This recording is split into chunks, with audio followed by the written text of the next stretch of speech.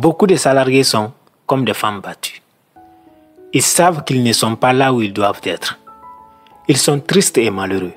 Ils ne sont pas respectés et ne sont pas valorisés. Mais ils ont peur de quitter ce qu'ils pensent être leur zone de confort. Certains ont envie d'une augmentation des salaires. D'autres désirent un environnement plus sain et plus convivial. Mais ils doutent de leur capacité à réussir ailleurs. En 6 années de carrière, j'ai changé de boulot à 3 reprises. Au cours de ces 3 aventures, j'ai expérimenté toutes sortes d'environnements et toutes sortes de situations. Mais le plus important, c'est que je me suis épanoui partout où j'ai été.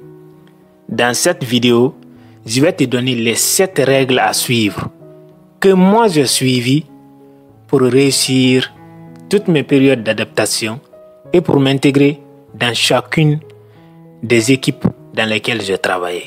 La première règle à suivre, c'est écouter beaucoup et parler peu. Quand vous arrivez dans une nouvelle équipe, vous avez besoin d'apprendre non seulement sur vos nouveaux collègues, sur votre nouveau job, mais aussi sur votre nouvel environnement. Vous avez donc besoin d'écouter ceux qui possèdent ces informations, à savoir vos nouveaux collègues. En plus, les gens veulent vous connaître. Mais si vous passez votre temps à parler de vous, à parler de vos exploits antérieurs et à couper la parole à chaque fois que quelqu'un est en train de parler, cela pourrait être très mal vu et les gens pourraient se méfier de vous. Comprenez une chose, il y a des personnes qui peuvent vous détester avant même votre arrivée dans votre nouveau boulot. Parce qu'il arrive parfois que vous avez été recruté pour un job, pour un poste qui était convoité par certains de vos collègues. Donc, quand vous arrivez, ces personnes-là cherchent juste des excuses pour vous détester encore plus. C'est à vous de savoir gérer la situation si vous voulez entretenir de meilleures relations avec ces personnes-là. Parce que même si les gens vous détestent, si vous leur donnez des raisons de vous aimer, généralement certaines personnes changent d'avis et de comportement envers vous. La deuxième règle à suivre, c'est prendre son temps à observer et à apprendre. Généralement, quand vous arrivez dans un nouvel environnement, il y a des gens qui vous proposent leur aide. Ils vous disent que si vous avez besoin d'aide, vous pouvez leur faire appel. Sauf qu'à chaque fois que vous avez des problèmes, à chaque fois que vous sollicitez leur aide, ces personnes-là trouvent des excuses. Soit elles sont trop occupées, ou alors elles sont dans une réunion. En tout cas, elles n'ont jamais de temps pour vous. Pourtant, elles vous ont demandé de venir vers elles quand vous aurez des problèmes. Quand ce genre de situation se présente à vous, quand vous faites face à ce genre d'individus, dirigez-vous vers d'autres collègues. Ou alors, procurez-vous tout simplement des documents de l'entreprise et apprenez par vous-même ce qui doit être appris. Observez et faites attention à l'attitude de vos collègues. Regardez bien ceux qui parlent beaucoup et ceux qui parlent peu. Cela vous permet d'en savoir plus sur la personnalité de vos collègues. Faites attention aux personnes qui viendront dénigrer d'autres collègues devant vous. Ne vous prononcez pas. N'esquivez pas ce genre de conversation. Mais faites en sorte que ces gens-là n'obtiennent rien de négatif de votre part. Vous venez d'arriver et très souvent, toutes les personnes qui vous approchent ne sont pas forcément vos amis. Gardez donc votre langue dans votre bouche. Ne parlez pas trop. Ne dénigrez pas les personnes que vous ne connaissez pas. Quand vous venez d'arriver, toutes les personnes qui essaient de vous approcher ne sont pas forcément pour votre bien. À vous de savoir gérer à la fois les humains, mais aussi les situations. La troisième règle à suivre, c'est de poser les questions. La plupart des gens souffrent dans leur nouveau boulot, dans leur période de transition, parce qu'ils ont honte ou ils ont peur de poser des questions. Ils pensent que poser la même question 2 fois ou 3 à la même personne ou à 2 personnes différentes ferait comprendre aux gens qu'ils étaient faibles, qu'ils sont incompétents.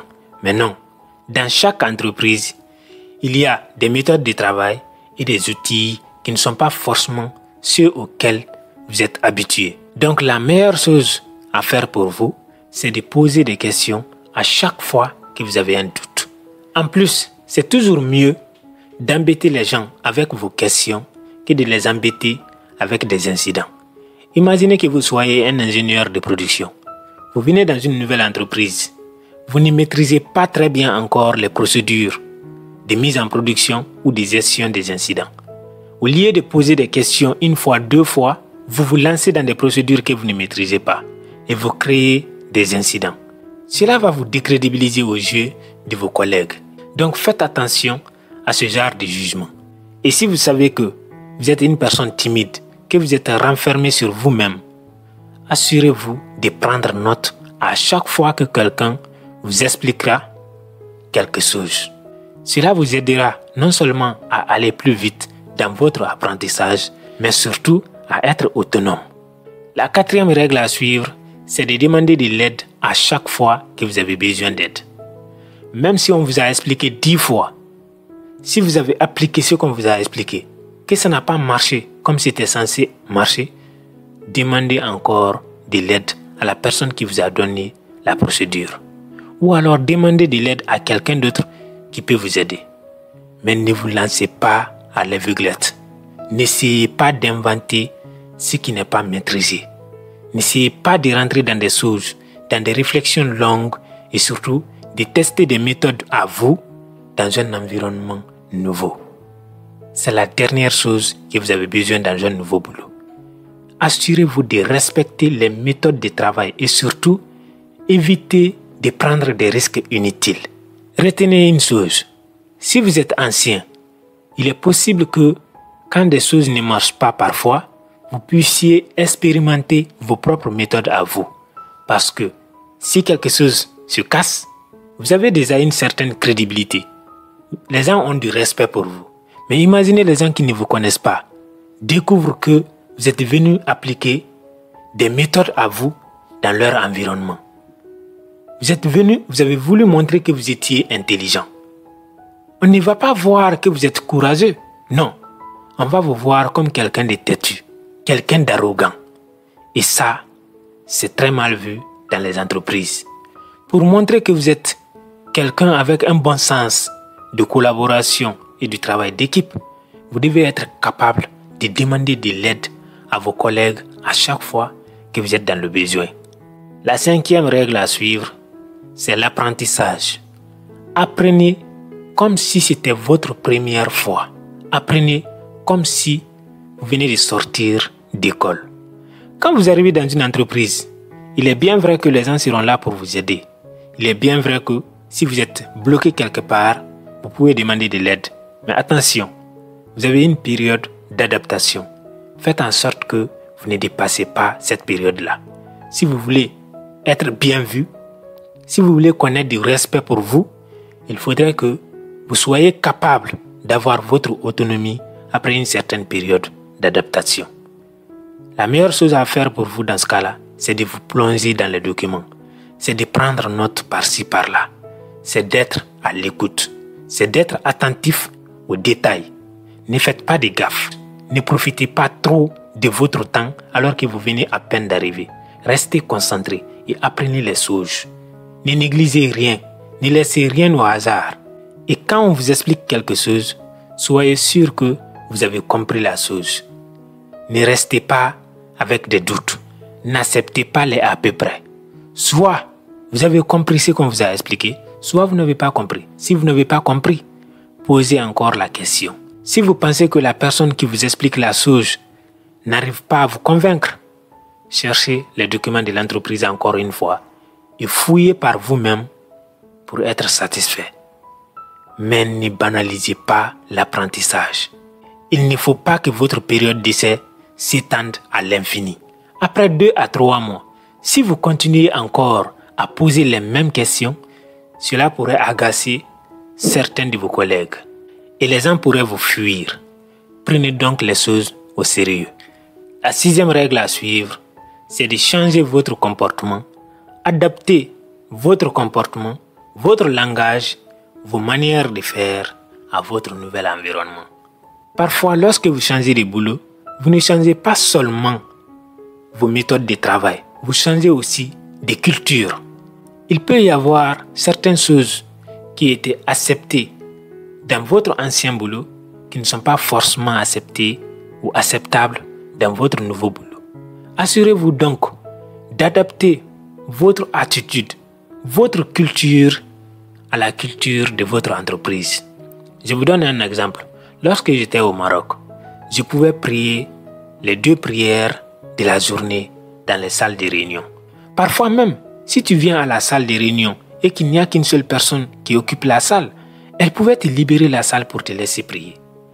Lorsque je suis arrivé en France, le premier jour, l'heure de la prière est arrivée. J'ai demandé au manager si je pouvais prier dans des salles de réunion qui étaient vides. Il m'a dit que non, que ce n'est pas autorisé. Donc, tu changes de pays, tu changes de boulot, tu changes aussi de culture. Faites attention à ce genre de détails. Quand vous arrivez dans certaines entreprises, l'environnement est totalement familial pour vous. Tout le monde s'amuse avec tout le monde. Certains langages sont acceptés, voire même pris pour de la rigolade. Dans d'autres environnements, ce genre de langage peut être vu comme vulgaire, insultant ou en tout cas pas professionnel. Adaptez donc votre comportement à l'environnement de travail dans lequel vous évoluez. La 7e et dernière règle que vous devez suivre, mais qui n'est pas nécessaire, c'est de vous ouvrir à vos nouveaux collègues. Oui, ce n'est pas nécessaire. Vous pouvez tout à fait venir apprendre ce que vous avez à apprendre, travailler et rester dans votre coin. Mais avec cette attitude, non seulement il est difficile d'évoluer, mais en plus de ça, il est difficile d'avoir un bon rapport avec ses collègues. Or, quand vous avez un bon rapport avec vos collègues, parfois, ça peut vous aider, ça peut vous soulager dans vos tâches parce que c'est plus facile de demander de l'aide à quelqu'un avec qui vous êtes à bon terme que de le demander à quelqu'un d'autre avec qui vous échangez à peine. Donc, essayez de vous approcher un petit peu de vos collègues. Et n'oubliez pas une chose, généralement, c'est dans le milieu de travail qu'on construit ces réseaux. Si un jour vous avez envie de vous lancer, vous avez besoin des clients. Et parfois, ce sont vos anciens collègues qui peuvent vous aider à atteindre des clients. Donc, ne négligez pas le rapport humain. Ne négligez pas les relations entre humains. Approchez-vous des gens. Soyez attentifs, bien sûr, parce que si vous vous approchez d'une personne qui n'a pas envie de collaborer ou alors d'échanger avec vous, cela pourrait être gênant. Donc, restez attentifs, mais ouvrez-vous à vos collègues. C'est très important. La 8e et la dernière chose que tu dois faire, c'est t'abonner à cette chaîne. Likez cette vidéo et surtout laissez ton opinion en commentaire.